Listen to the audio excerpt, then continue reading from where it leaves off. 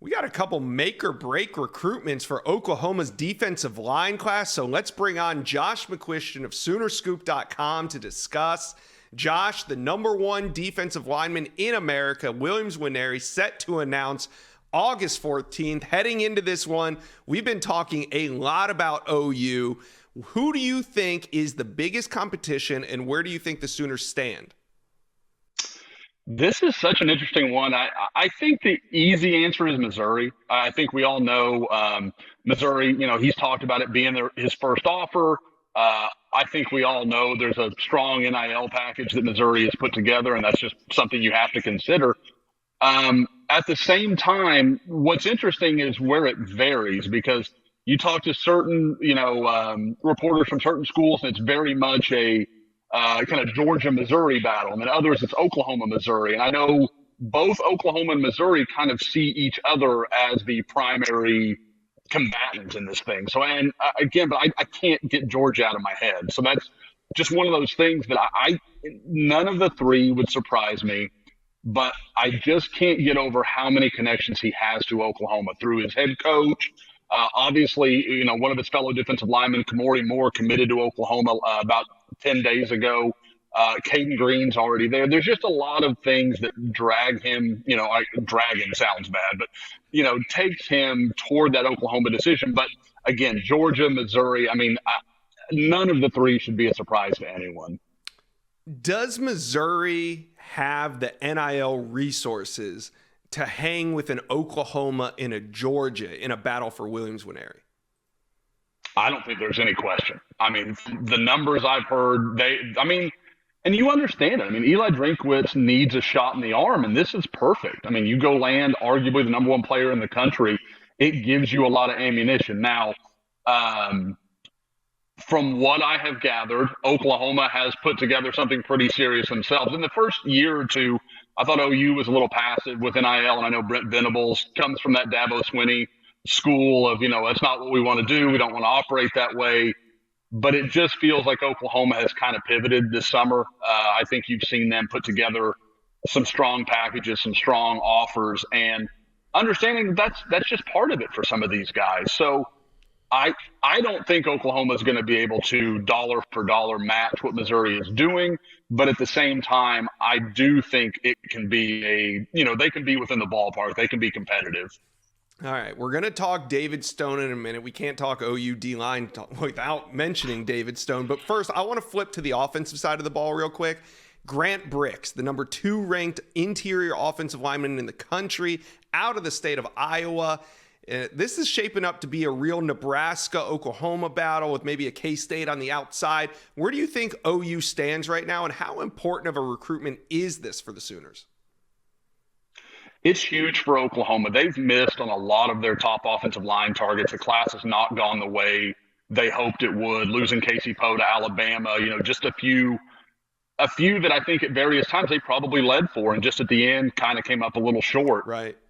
This is a big one. Grant Brix is a guy they need to get. They need to show some, just some higher level quality in this offensive line class. I like some of the pieces they have, but they're raw, projectable guys rather than they're going to be ready to go in a year's time. So I think Grant Brix is big. I agree with you. This feels like Oklahoma, Nebraska, and this feels very much like a situation where you've got a kid that really wants to stay close to home, and Nebraska is like an hour and a half, I think, less than from his home in Logan, Iowa. And Oklahoma has the draw of Bill Bedenbaugh.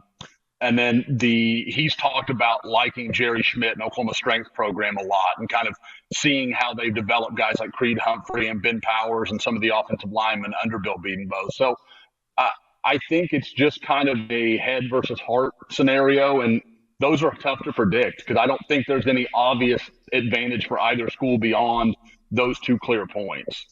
All right, well, let's talk David Stone at the moment, the IMG Academy standout, the 5-star defensive lineman. He is going to make his decision at the end of August. Now, where does OU stand? We've been talking about this for a long time. OU's been in a good position. They've been on the outside looking in. Where do you think things stand right now as we're about 3 weeks from a decision from him? I'll say what I have said. I put in a prediction for David Stone to Oklahoma in February of 2022. Now you can Yeah. track it on three. Obviously, we've been there since May, but it is on the internet. So you can find it. So this is someone I've said even. I mean, honestly, and it sounds so delusional. Even if he were to announce to someone else on August 26th, I still think I would expect him to sign with Oklahoma. Like that's just one of those feelings. And knowing David as long as I have, he loves a good curveball, so I'm ready for almost anything. But I definitely think Oklahoma is the leader. I think they are the school. I've talked about it before. If you just talk about the time he's been to Oklahoma since Brent Venables arrived, and obviously he'd been there long before Venables was Oklahoma's head coach. I mean, you're talking 30 or 40 visits from a kid that spends 9 months a year in Florida. Like that's just hard for me to wrap my head around anything else being the choice. Now, I think he gave some long looks. I think Michigan State was absolutely a contender there for a while. Miami, Florida. There are possibilities that I can't entirely rule out.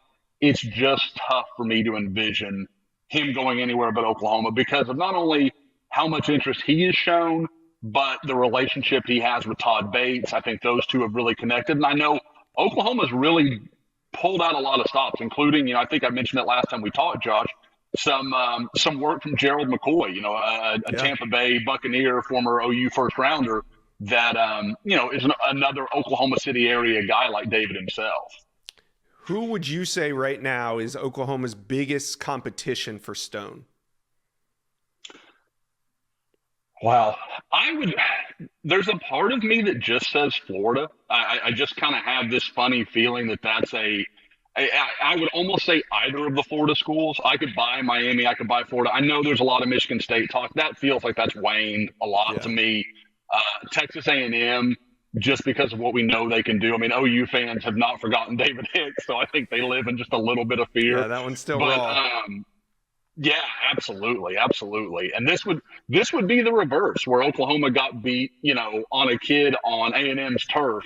Well, for A&M to come in and beat a kid from Oklahoma, like that's brutal. So I think that's why. I mean, as much as I think Williams Nwaneri is a special talent, David Stone's the most important piece of this class to me because you just can't miss in-state talent like this in a state like Oklahoma where there's not enough of it to go around.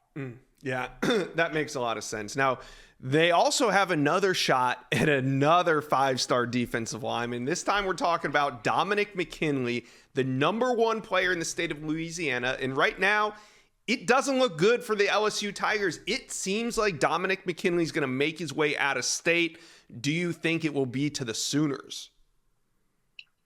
Josh, when someone like you or I talk to Sam Spiegelman and I hear things like that, I still am like, is this real? This kid's gonna get out of Louisiana. Like, and I know what I hear and I know everything, but I'm like, I've got to have this wrong. Like, I almost don't trust myself.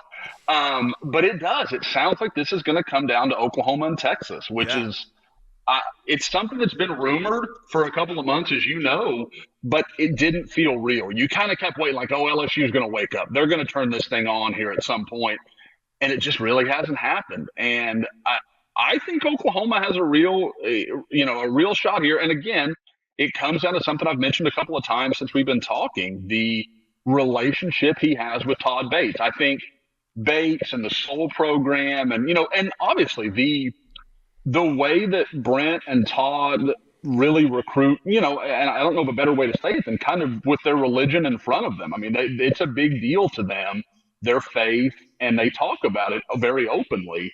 And I think that has resonated with him, his family. I think those things matter. And, like I said, the Soul program, all the internships that they have set up, that's something that has been discussed a lot. So I think it's an interesting thing if it does come down to Oklahoma and Texas. I think with both staffs obviously have great relationships with the kid. I think with Oklahoma, it's very much about like I said, the faith, the Soul program, all of those things. And then with Texas, I get the impression it's very much about the educational market. So it's going to be interesting because if mom has a big vote, she gets pulled in both directions there because I know both those things are important to her. So I wonder, how does she choose between those two? Because I think it's pretty close, but it sure sounds like he is within the next week or two could have something for all of us to know about. Could it be possible that OU lands 3 5-stars on the defensive line in 2024? Mathematically, it can't be, right? Like, it just can't be. Why not? I know when Oklahoma fans are throwing things at their screen right now. Like, I get it. I've rained on the parade. It's one of those things where singularly, I would pick Oklahoma very slightly for Maneri. I think Oklahoma's a heavy leader for Stone, and I think they're about a coin flip for Dominic McKinley. Like, it's all possible, but you just kind of are like, this can't really happen, can it? Like, and it just, to me, it's more than anything, it's staggering how quickly they've turned around the narrative on Oklahoma defensive line recruiting. Because, Josh, a year ago, you and I aren't having these conversations about anybody but David Stone. Like, they're not in any of these chases under Alex Grinch and the previous staff. And it wasn't for lack of trying. Those guys, it wouldn't have happened. So again, they've done an awesome job developing relationships, and all three are possible. All right. Well, OU has 19 total commitments right now, and there are some big pieces still left on the defensive line. It's going to be a fun rest of the summer, whatever's left of the summer at this point. Josh McCuistion from Soonerscoop.com.